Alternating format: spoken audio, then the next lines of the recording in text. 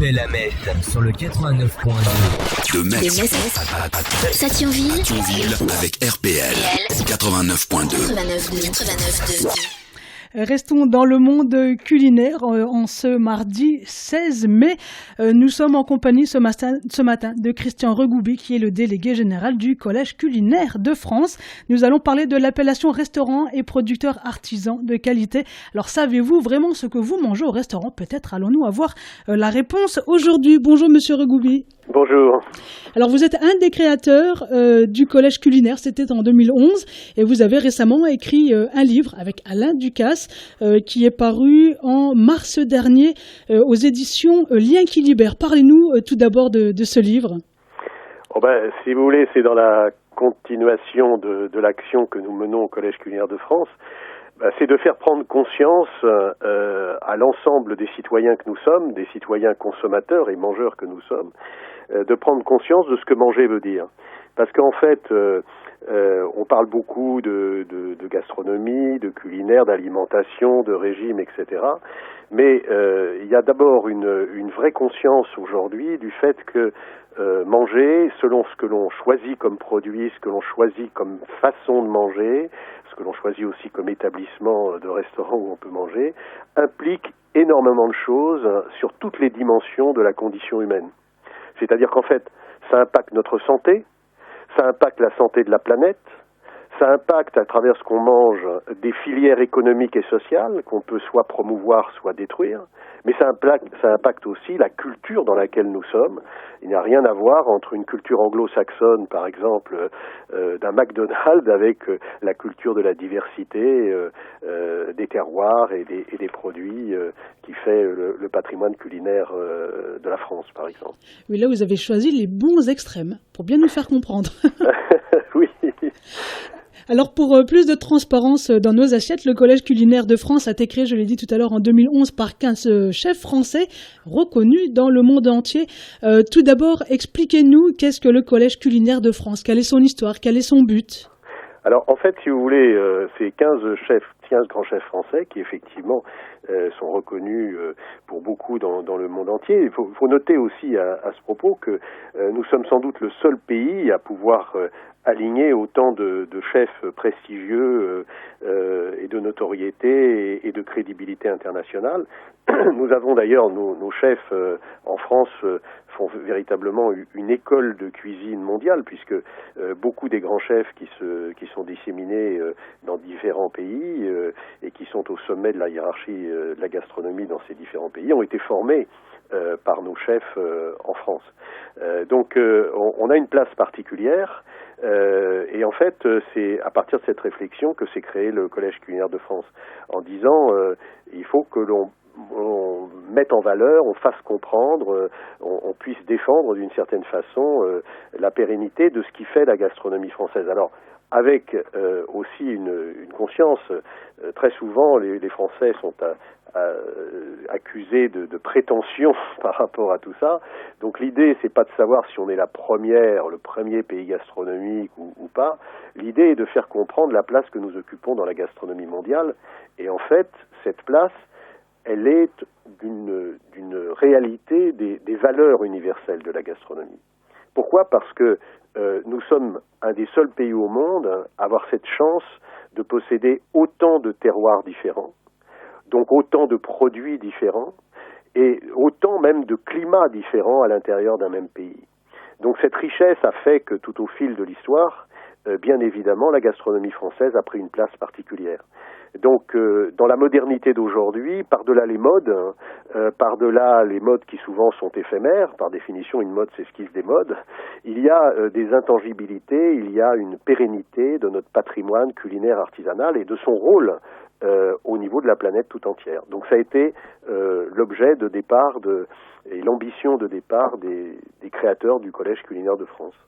Voilà, donc en se disant, à travers ça, les missions que nous avons, dans un premier temps, ça a été de se dire au niveau institutionnel, Collège culinaire de France, c'est de promouvoir, à travers ces valeurs, par exemple, la diversité. Et la diversité, elle vient en opposition, quand on y réfléchit, à l'uniformité de l'industrialisation de l'alimentation. En fait, si vous voulez, depuis l'après-guerre, il y a eu une industrialisation de l'alimentation qui était sans doute nécessaire pour reconstruire un petit peu justement les fondamentaux des différents pays. Mais aujourd'hui, on arrive au bout d'un système qui en fait pose un certain nombre de problèmes parce que cette industrialisation de la nourriture, aujourd'hui, elle ne peut plus produire sans détruire plus qu'elle ne produit. Donc l'enjeu, c'est quel système alternatif pouvons-nous faire émerger, et pour nous, c'est celui de la diversité, justement, par rapport à l'uniformité. C'est donc une de vos missions. Est-ce que, vous, comme tout collège, vous avez des ambitions, mais aussi des valeurs? Absolument. Et pour ce faire, si vous voulez, les valeurs de fond sur lesquelles nous nous appuyons, on a voulu qu'elles soient très opérationnelles. C'est pour ça que parce que les valeurs, on en parle beaucoup, on peut les déclamer, mais ce qui compte vraiment, c'est comment elles s'inscrivent dans la vie de tous les jours et dans les actions de tous les jours. Donc c'est de là, d'ailleurs, par rapport aux valeurs, que nous avons eu l'idée de créer l'appellation restaurant et producteurs artisans de qualité. On y reviendra, mais fondé sur quoi? Fondé sur le fait de dire, pour être vraiment opérationnel par rapport à cette vision que nous avons, cette mission, il faut d'abord avoir comme première valeur la diversité. C'est-à-dire la recherche de diversité dans l'alimentation, dans les différentes catégories de restaurants, dans les différentes catégories de producteurs. C'est de cette diversité que naît la richesse et que peut se perpétuer le plaisir, justement, des différentes possibilités qu'on peut avoir en termes culinaires. Je l'explique, nous l'expliquons avec Alain Ducasse dans le livre. Évidemment, petit à petit, l'uniformisation nous fait perdre, même individuellement, un certain nombre d'éléments. C'est-à-dire que, par exemple, cette uniformisation, cette industrialisation de la nourriture, elle nous a amené à être vraiment sur une addiction du sucré et du salé, qui, outre le fait qu'ils sont mauvais pour la santé, sont extrêmement addictifs. Donc évidemment, servent une industrialisation et une consommation de masse.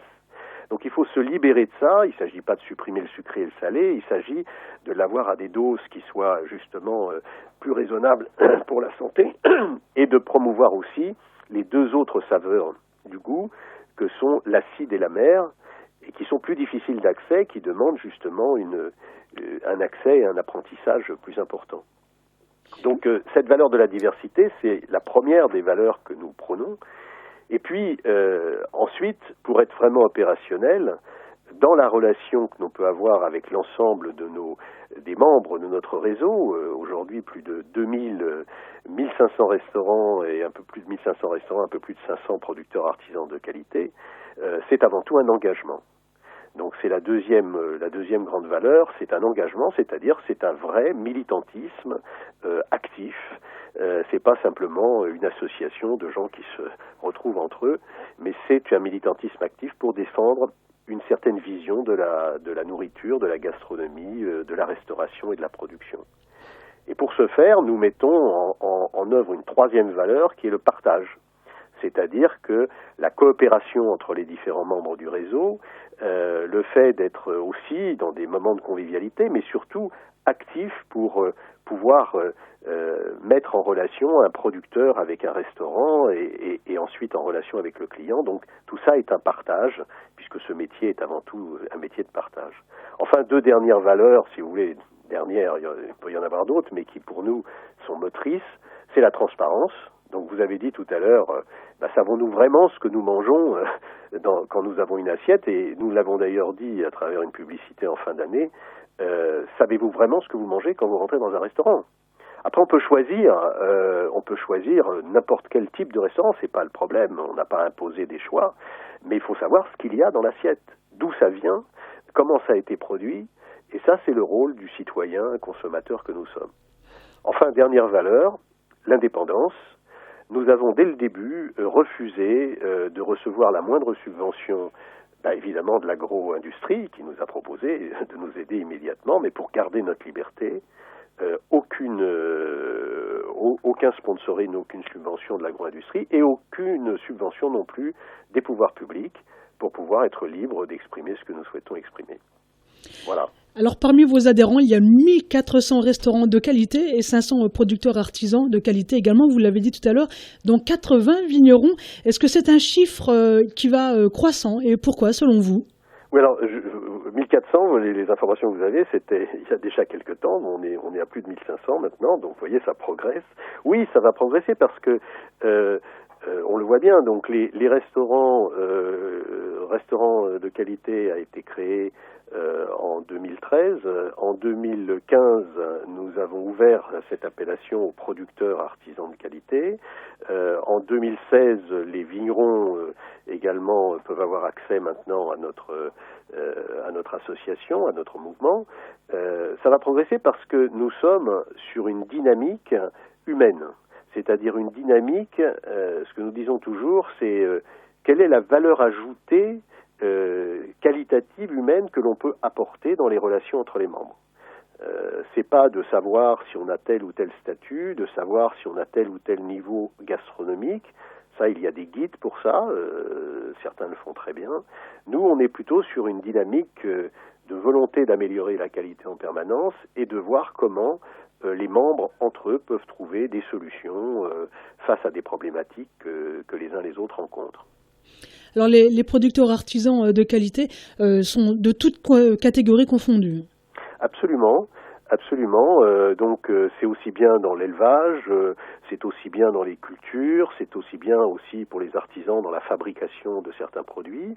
Ça s'étendra aussi certainement aux arts de la table à un moment donné, c'est-à-dire tous ceux qui se sentent porteurs et veulent militer pour une conception artisanale de tout ce qui relève du culinaire et des métiers de bouche et de tout ce qui est autour. Parce que ça concerne en fait chacun et chacune d'entre nous. Et cette volonté, cette dynamique, cette implication, cet engagement sur la qualité, d'amélioration permanente, crée, si vous voulez, une énergie qui nous semble tout à fait salutaire aujourd'hui, justement pour pouvoir défendre la conception que nous avons de la relation à la nourriture. Alors vos adhérents sont répartis sur toutes les régions, sur plusieurs régions, l'Île-de-France, le Grand Est. Et en regardant, je me suis rendu compte que 1% sont étrangers, c'est-à-dire étrangers.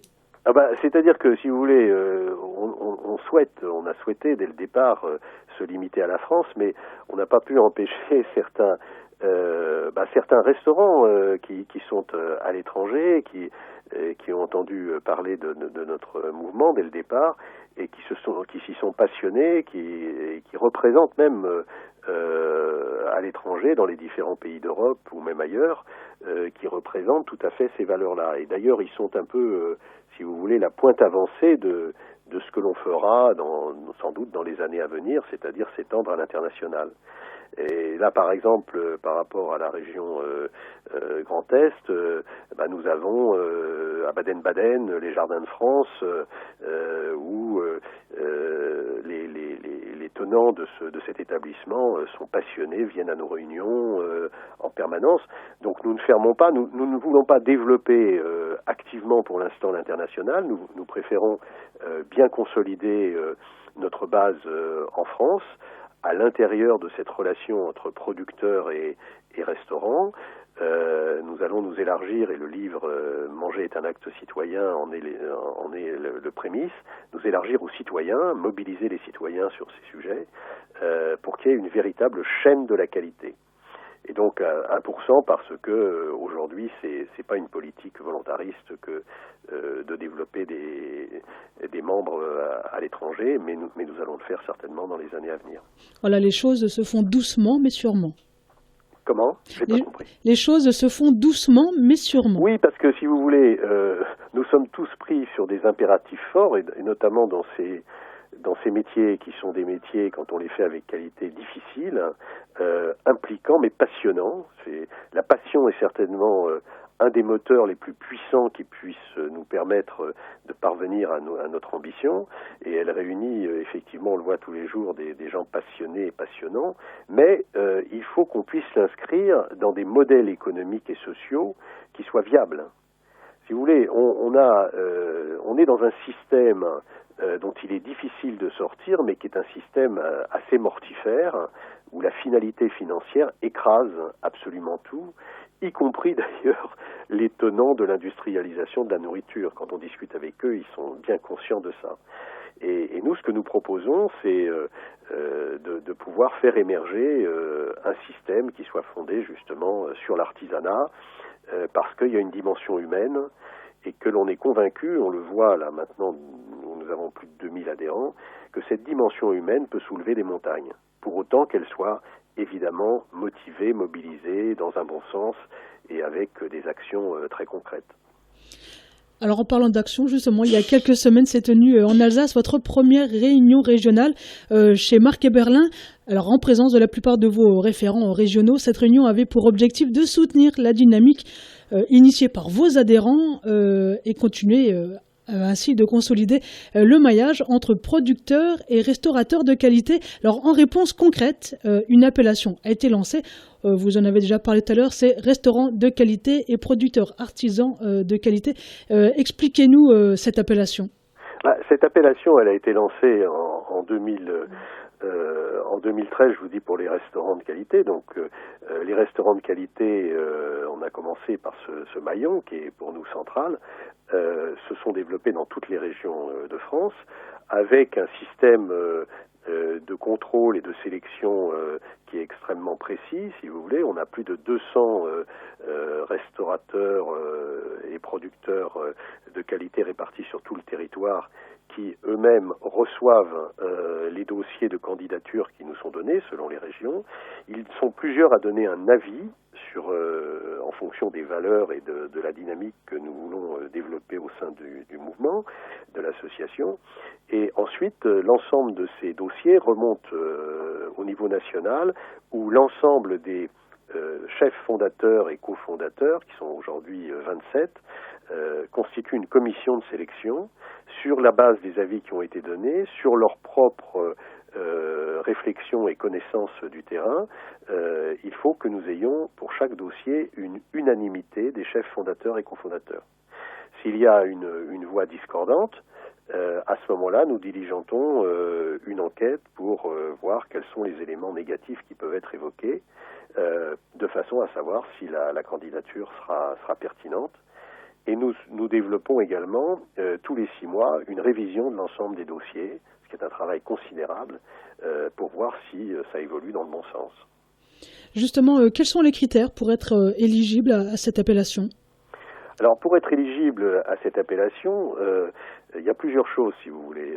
Il faut que il y ait un engagement qui soit un véritable engagement authentique sur l'amélioration de la qualité.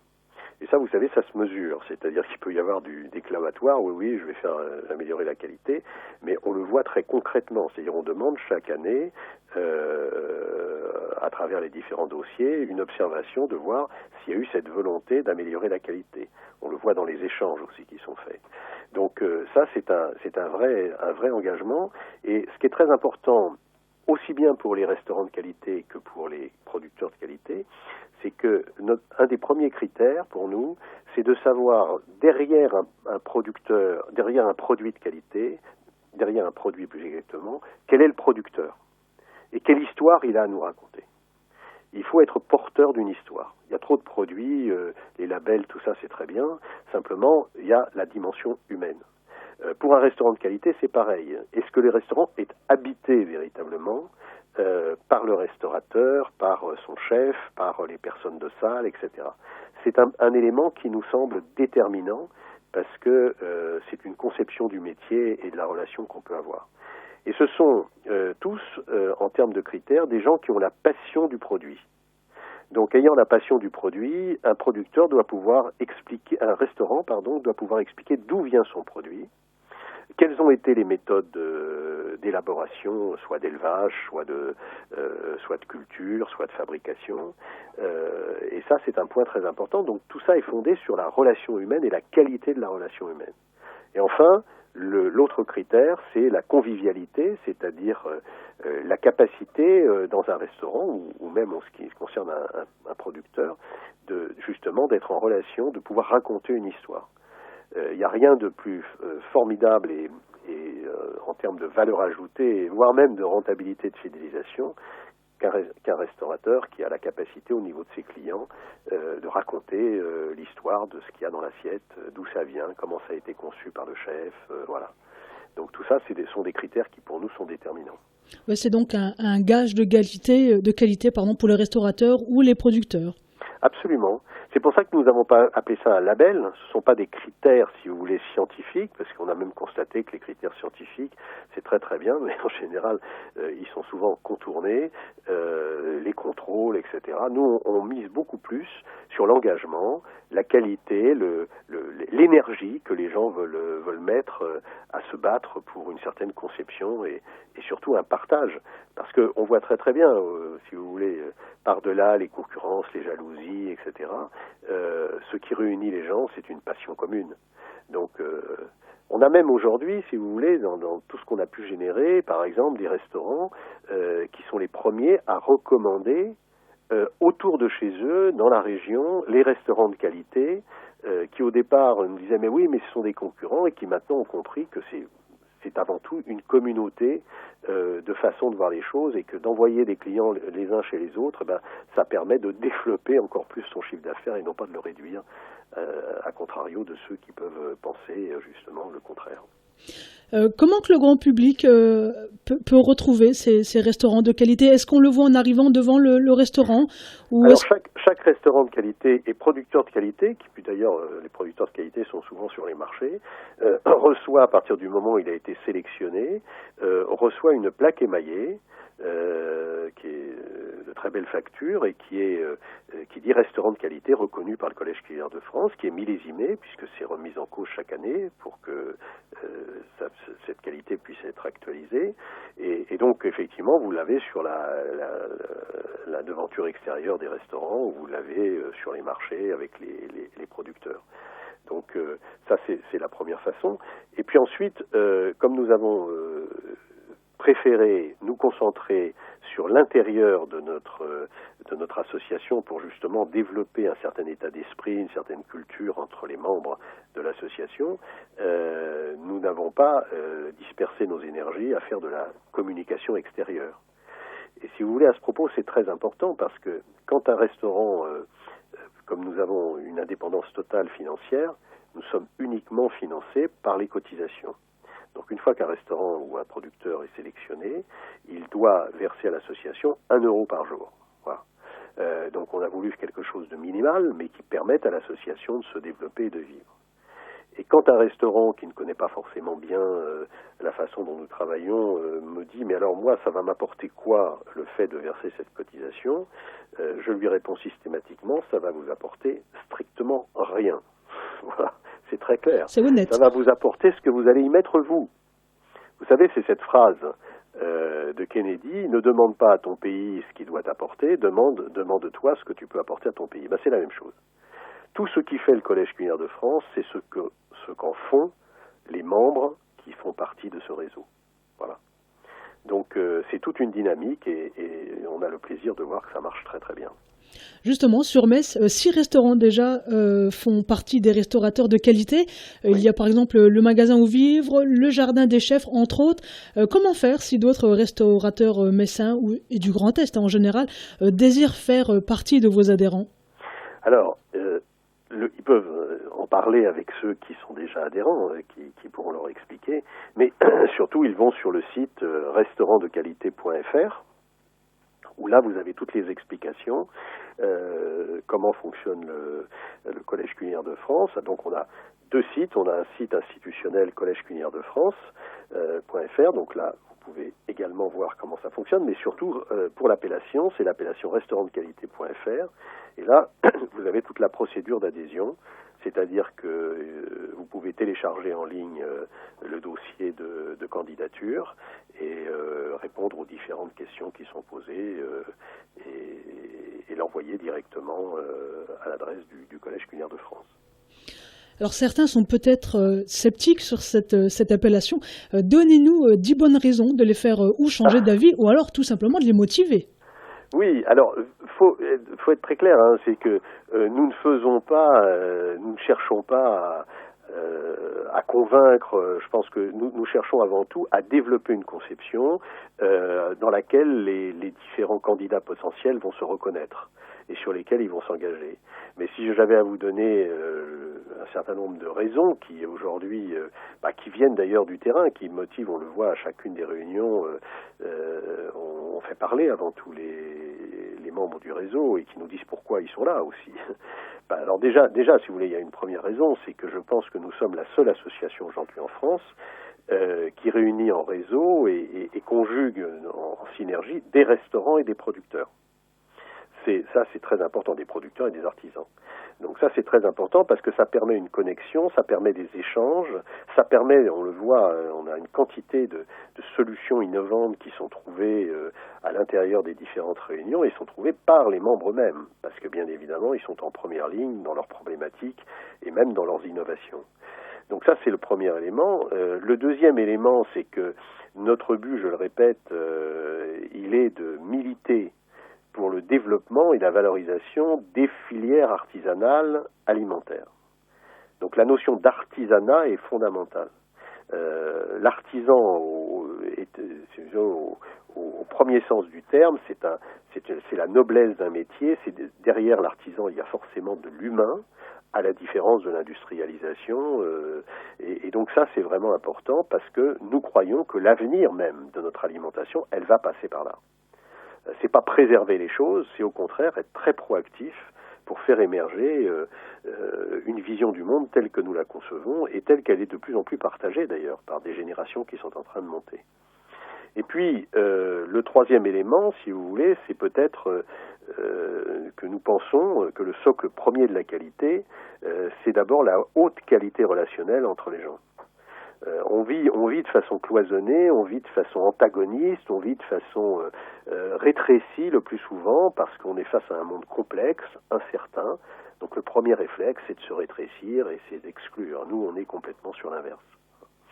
Donc cette notion, si vous voulez, de qualité, c'est aussi conçu comme quelque chose de collectif. C'est-à-dire qu'on est persuadé qu'il ne peut pas y avoir de qualité s'il n'y a pas une chaîne qui relie des hommes et des femmes de métier, de culture, de pratique, de savoir-faire commun. Du producteur au restaurant, à l'intérieur du restaurant, du cuisinier, mais aussi de la salle, qu'on n'a pas assez valorisé ces dernières années, et puis, enfin, du client qui doit être un acteur aussi de la qualité important. Après, il y a plein de raisons, c'est-à-dire que nous travaillons, par exemple, sur le fait de comment rendre cette qualité économiquement rentable. La quasi-totalité de nos membres ne sont pas dans leur univers d'artisans on le voit quand on discute avec eux, pour devenir riches. C'est pas ça leur enjeu. Leur enjeu, c'est comment je peux bien vivre de ma passion. Voilà. Comment je peux bien vivre, c'est-à-dire comment je peux pas ne pas être en permanence une corde autour du cou. Voilà. Donc on travaille, on met en commun des solutions pour que on trouve des modèles économiques et sociaux qui soient rentables, et puis aussi qu'on fasse pression sur les pouvoirs publics pour faire évoluer un certain nombre de choses. Et là, il y a du travail. Allô ? Et là, il y a du travail, je disais. Et il y a énormément de travail. Malgré tout, est-il déjà arrivé que certains restaurateurs ou producteurs soient exclus ? Pour quelles raisons ? Ah ben oui, c'est arrivé, et ça arrive, et ça arrivera encore. Pourquoi ? Pas du tout pour des questions, je veux dire, de rejet négatif. Enfin, si vous voulez, cette année, par exemple, pour vous donner un ordre d'idée, on a 52 membres qui ont été contrôlés et qui sont sortis du réseau, que nous avons fait sortir du réseau. Alors, les 52 ne sont pas tous sortis du réseau. En fait, si vous voulez, il y en a une dizaine, en gros, qui ont été, à qui on a expliqué que ils ne pouvaient pas rester dans le réseau s'ils ne modifiaient pas leur façon de travailler et pour être en accord avec les engagements sur lesquels ils étaient rentrés. Donc cette dizaine, on voit au fil des mois si effectivement ils s'engagent véritablement par rapport aux différentes remarques qui ont été faites, et s'ils s'engagent, il n'y a aucun problème, ils seront réintégrés.